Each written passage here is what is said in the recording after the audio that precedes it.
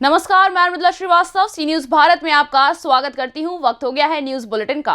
Bulletin में खबरों को शुरू करेंगे बैतूल की खबर से, जहां शिशु मंदिर स्कूल प्रांगण में मनाया गया वार्षिकोत्सव। आगे देखेंगे कहां मनाई गई जीवनदायिनी नर्मदा मां की जयंती। इसी के साथ रुख करेंगे मोतिहारी की खबर की ओर, जहां दहेज न देने पर ससुराल वालों ने किया विवाहिता की हत्या। ऐसी ही तमाम खबरों पर करेंगे विस्तार से चर्चा। बैतूल जिले के ग्राम बोरदेही के शिशु मंदिर स्कूल प्रांगण में वार्षिकोत्सव संपन्न हुआ, जिसमें नन्हे मुन्ने बच्चों के देशभक्ति और हिंदी मराठी गानों पर नौनिहालों की प्रस्तुतियों को देखकर ग्रामीण काफी खुश हुए। नन्हे मुन्ने छात्र छात्राओं के द्वारा जोरदार प्रस्तुतियां दी गई। गोंडी मराठी नृत्य में 5 साल की बालिका ने लोगों का मन मोहा। वहीं तालियों की गड़गड़ाहट से सरस्वती शिशु मंदिर प्रांगण गूंज उठा। नन्हे मुन्ने बच्चों का कार्यक्रम देखने के लिए ग्राम से वरिष्ठ लोग भी पहुंचे। विशेष रूप में भगवान राधा कृष्ण की झांकियां और भारत माता की झांकियां बहुत ही सुंदर नजर आईं। मानो ऐसा लग रहा था कि साक्षात राधा कृष्ण बाल रूप में दर्शन दे रहे हों। वहीं दूसरी क्लास के छात्राओं ने खूब धूमधाम से मराठी गोंडी फिल्मी तर्ज गानों पर बहुत सारी तालियां बटोरी। इस दौरान कार्यक्रम में वरिष्ठ ग्रामीणों और भाजपा के वरिष्ठ कार्यकर्ताओं की उपस्थिति रही। बैतूल से सीनियर संवाददाता संदीप वाइकर की रिपोर्ट। मां नर्मदा जीवनदायिनी है, जिनकी जयंती पूरे भारतवर्ष में कल मनाई गई। इसी तारतम्य में दमोह के मारवाड़ी मंदिर में मां नर्मदा की महाआरती और 56 भोग कार्यक्रम का भी आयोजन किया गया, जिसमें दमोह के लोगों ने बढ़ चढ़कर हिस्सा लिया। इसमें दमोह से भक्तों की भारी भीड़ दिखाई दी। दमोह से सीनियर संवाददाता अभिनव की रिपोर्ट। दहेज में भैंस, फ्रिज और नकद रुपए न देने पर विवाहिता की ससुराल वालों ने की हत्या। मामला पूर्वी चंपारण जिले के राजेपुर थाना क्षेत्र के उजिलपुर गांव से सामने आया है, जहां दहेज के विवाहिता 20 वर्षीय रूबी की हत्या कर दी गई। मामले में सूचना पाकर राजेपुर पुलिस घटनास्थल पर पहुंचकर शव को अपने कब्जे में लेकर पोस्टमार्टम के लिए पुलिस ने भेज दिया। वहीं इस घटना के संदर्भ में मृतका के पिता चकिया थाना क्षेत्र के शीतलपुर निवासी विनोद बैठा ने थाने में आवेदन देकर बेटी के ससुराल वालों को आरोपित बताया है। उन्होंने बताया कि मई 2021 में उन्होंने अपनी बेटी रूबी का विवाह राजेपुर थाना क्षेत्र के उजिलपुर निवासी रमेश बैठा के पुत्र संदीप बैठा से हिंदू रीति रिवाज के अनुसार कराया। विवाह के बाद दामाद, सास, ससुर भैंस, फ्रिज और नकद रुपए के लिए हमेशा प्रताड़ित करते थे। शनिवार की देर शाम ग्रामीणों ने सूचना दी कि उनकी पुत्री का शव फंदे से लटका हुआ मिला है। कैसे मतलब कि हुआ है, मैंने वही तो मतलब कि पता नहीं चला हमको जहाँ कैसे हुआ है ये। मतलब कि वो वहाँ से मतलब कि दूसरे आदमी मतलब कि हमको खबर दिया। बाद में मतलब कि इसका ससुर फ़ोन किया। पहले दूसरे आदमी हमको कॉल किया कि हाँ ऐसा ऐसा बात है।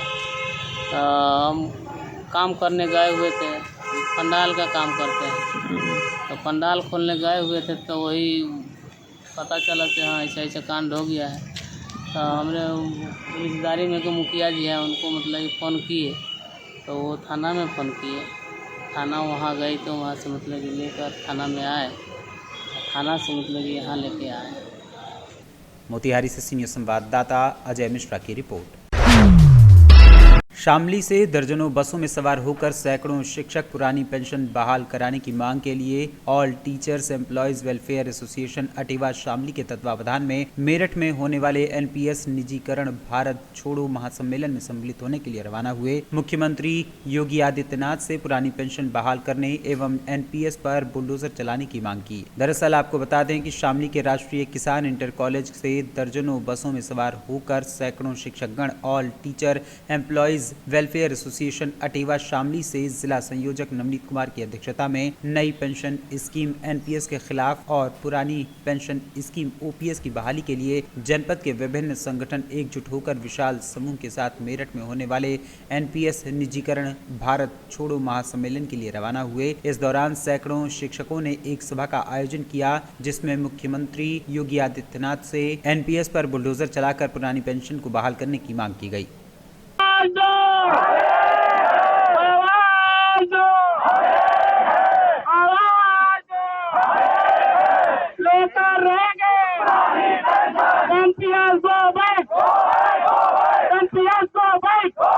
सर आपका नाम?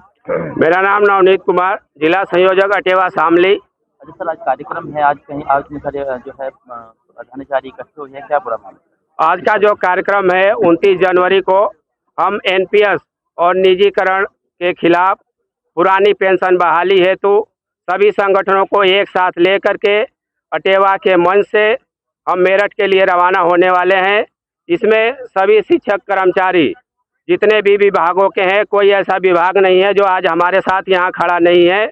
सभी विभागों के जिलाध्यक्ष, ब्लॉक अध्यक्ष, जितने भी पदाधिकारी हैं हमारे साथ एक मन से पुरानी पेंशन बहाली की मांग कर रहे हैं। और इसके लिए हम लोगों ने अपना शक्ति प्रदर्शन दिखाने के लिए जो ऐतिहासिक धरती है मेरठ की, जहाँ पे स्वतंत्रता आंदोलन की जो लड़ाई लड़ी गई थी, वहाँ से हम एक बार हुंकार भरेंगे। इसके अध्यक्ष हमारे राष्ट्रीय अध्यक्ष माननीय विजय कुमार बंधु जी होंगे। आज हमारी जो मांग है, जैसा कि आप सबको बता दूं, 2005 में उत्तर प्रदेश सरकार में पुरानी पेंशन व्यवस्था को बहुत ही बर्बरतापूर्वक जबरदस्ती थोप दिया गया था। एक दिन का सांसद और विधायक उसी पुरानी पेंशन को लेता है और वो जब वो राज्यसभा में जाता है, विधानसभा में जाता है, सांसद बनता है, एक साथ 4-4 पेंशन ले सकते हैं। हम शिक्षक, कर्मचारी, अधिकारी ये मांग कर रहे हैं कि जब एक दिन का सांसद, विधायक पेंशन ले सकता है तो हमारी पेंशन क्यों बंद कर दी गई?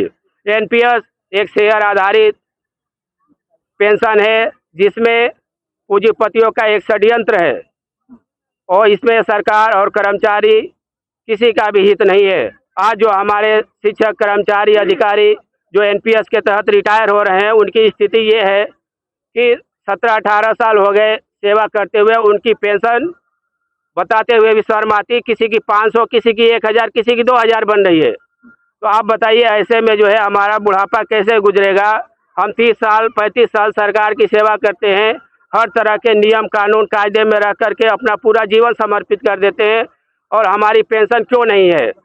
अभी जो हमारा अटेवा एनएमओपीएस का प्रयास है, 5 राज्यों में एनपीएस जो लागू थी उसको रद्द करके पुरानी पेंशन बहाल की गई। राजस्थान, झारखंड, उत्तराखंड, पंजाब और हिमाचल प्रदेश इसका उदाहरण है। हम शिक्षक कर्मचारी, हमारी ताकत को सरकार अनसुना न करे। 2024 का चुनाव उनके सामने है तो हमारा मुद्दा भी हमारे सामने है। हम उनसे निवेदन करते हैं, माननीय उत्तर प्रदेश सरकार, सर आपका नाम? गंगाराम मौर्य, उत्तर प्रदेश माध्यमिक शिक्षक संघ एकजुट का जिला अध्यक्ष। अच्छा, आज सभी इकट्ठे हुए हैं यहाँ पर, क्या प्रोग्राम है? हम लोग जो है आज मेरठ की जो है पावन धरती पर जाकर एनपीएस के विरोध में पुरानी पेंशन को लागू कराने के लिए इस महासम्मेलन कर रहे हैं। और यदि पेंशन सरकार ने मेरी जो है बातों को अनसुना किया तो हम राष्ट्रीय अंदर पर आंदोलन करेंगे और सांसदों, विधायकों के घरों पर धरना देंगे और जब तक उनकी पेंशन नहीं बंद करवा देंगे तब तक हम जो है शांत से नहीं बैठेंगे।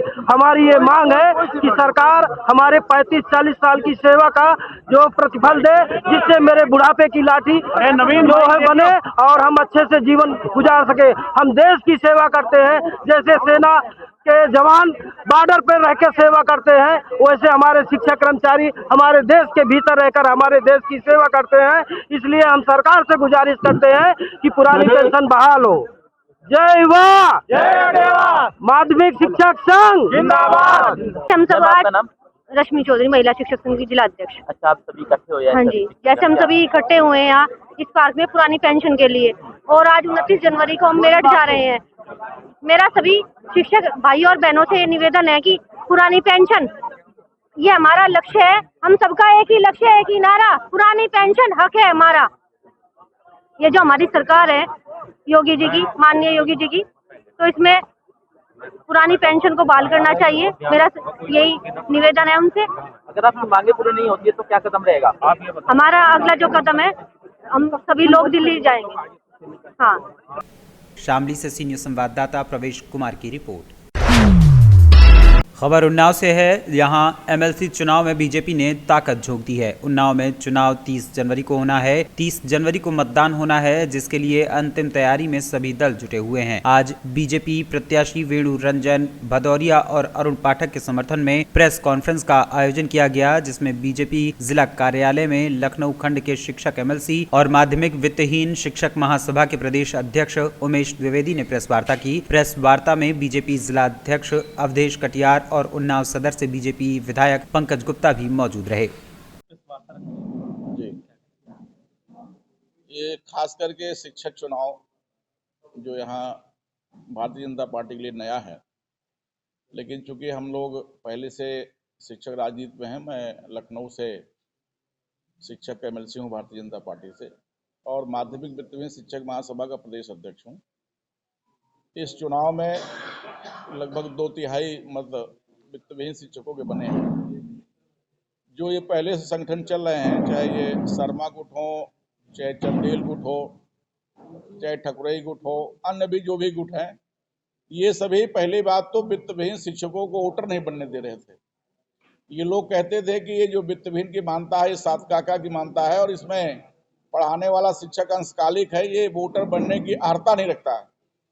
लेकिन भारतीय जनता पार्टी ने 2019 में जो हाई कोर्ट के आदेश से के बावजूद भी इनका एक कागज था गुट वालों का, तो ये लोग रोक रहे थे, लिखा पढ़ी में रोक रहे थे, उसको भारतीय जनता पार्टी ने समाधान कराया, बाकायदे हाउस में पास किया कि नहीं, ये वित्तहीन के शिक्षक भी एडेड के समान ही, राजकीय के समान ही पूरे टाइम पढ़ाते हैं, परीक्षक बनते हैं, मूल्यांकन करते हैं, एग्जामिनर बनते हैं, इसलिए इनका वोटर बनाया जाना नितांत आवश्यक है। और जिसके कारण से बड़ी संख्या में, चाहे वो माध्यमिक के वित्तहीन हो, चाहे सीबीआई आईसीएसई के वित्तहीन हो या डिग्री कॉलेज के वित्तहीन हो, सारे शिक्षक वोटर बनते हैं। इसलिए सामान्यतः जो वित्तहीन का वोटर है, वो ये जो संगठन आज लड़ रहे हैं, चाहे वो चंदेल गुट हो, चाहे शर्मा गुट हो, इनको वोट नहीं करते हैं। इस बार पूरे प्रदेश में 2 सीटों पर चुनाव हो रहा है, इलाहाबाद झांसी और यहाँ कानपुर, दोनों सीटों पर वित्तहीन का शिक्षक, चाहे वो यूपी बोर्ड का हो, चाहे सीबीएसई का आईसीएसई का हो, ये पूरे के पूरे वोट भारतीय जनता पार्टी के प्रत्याशी यहाँ वेणु रंजन जी हैं, उनको जा रहा है। उन्नाव से सी न्यूज संवाददाता अजय कुमार की रिपोर्ट। फिलहाल के लिए इस न्यूज बुलेटिन में बस इतना ही। देश और दुनिया की तमाम खबरों को जानने के लिए देखते रहिए सी न्यूज भारत। हर खबर आपके साथ, आपके हाथ।